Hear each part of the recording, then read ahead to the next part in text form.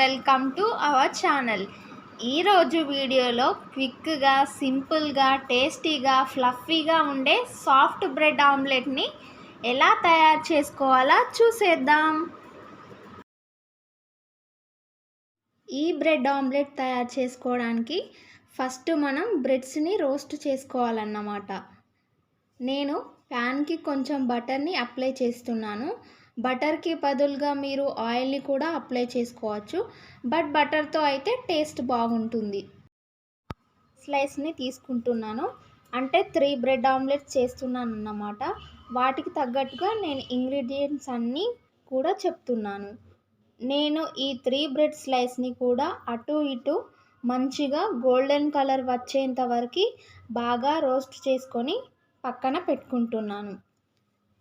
తర్వాత ఈ 3 బ్రెడ్ స్లైసెస్కి ఒక 3 ఎగ్స్ తీసుకోండి. 3 ఎగ్స్ని ఒక బౌల్లోకి తీసుకొని బాగా బీట్ చేసుకోవాలి. ఎగ్స్ని మనం ఎంత బాగా బీట్ చేసుకుంటే బ్రెడ్ ఆమ్లెట్ అనేది అంత ఫ్లఫీగా, సాఫ్ట్గా వస్తుందన్నమాట. ఇలా నురుగుగా బీట్ చేసుకున్న తర్వాత ఇందులోకి సన్నగా తరిమిన ఉల్లిపాయ ముక్కలు, పావు కప్పు సన్నగా తరిమిన పచ్చిమిర్చి, సన్నగా తరిమిన టమాటా, అలాగే సన్నగా తరిగి పెట్టుకున్న కొత్తిమీరని కొంచెం వేసుకోండి.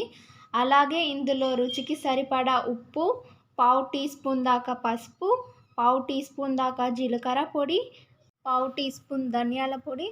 నెక్స్ట్ మీకు కారానికి తగినట్టుగా కొద్దిగా కారం కూడా వేసుకోండి. వీటన్నింటిని కూడా బాగా మిక్స్ చేసుకోండి. మీకు స్ట్రీట్ స్టైల్లో టేస్ట్ రావాలంటే కొంచెం ఒక పావు టీ స్పూన్ దాకా చాట్ మసాలాని కూడా యాడ్ చేసుకోవచ్చు. సో ఇవన్నీ కూడా బాగా మిక్స్ అయిపోయిన తర్వాత పక్కన పెట్టేసుకొని ఇప్పుడు స్టవ్ మీద ఒక ప్యాన్లో ఆయిల్ని వేసి ప్యాన్ అంతా కూడా ఈ విధంగా ఈవెన్గా స్ప్రెడ్ చేసుకోండి. ఆ తర్వాత మనం కలిపి పెట్టుకున్న ఈ ఆమ్లెట్ మిక్స్ని ప్యాన్ మొత్తం స్ప్రెడ్ చేసుకోండి. నెక్స్ట్ మనం రోస్ట్ చేసుకున్న బ్రెడ్ని కొద్దిగా డిప్ చేసి కొద్దిగా అంటిన తర్వాత రెండో వైపు ఫ్లిప్ చేసుకోండి. ఈ బ్రెడ్ పైన కూడా కొద్దిగా ఈ ఎగ్ మిక్స్ని వేసి అప్లై చేయండి. ఆ తర్వాత మూత పెట్టేసి 2 నిమిషాల పాటు లో టు మీడియం ఫ్లేమ్లో కుక్ చేయండి. ఒకవైపు మంచిగా గోల్డెన్ కలర్ వచ్చిన తర్వాత రెండో వైపు కూడా ఫ్లిప్ చేసి ఒక 30 సెకండ్స్ పాటు మూత పెట్టి లో టు మీడియం ఫ్లేమ్లో ఉంచి ఆ తర్వాత ఫ్లిప్ చేసుకొని ఫోల్డ్ చేసి పక్కన ప్లేట్లోకి తీసుకొని పెట్టుకోండి. బ్రెడ్ ఆమ్లెట్ రెడీ అయిపోయింది.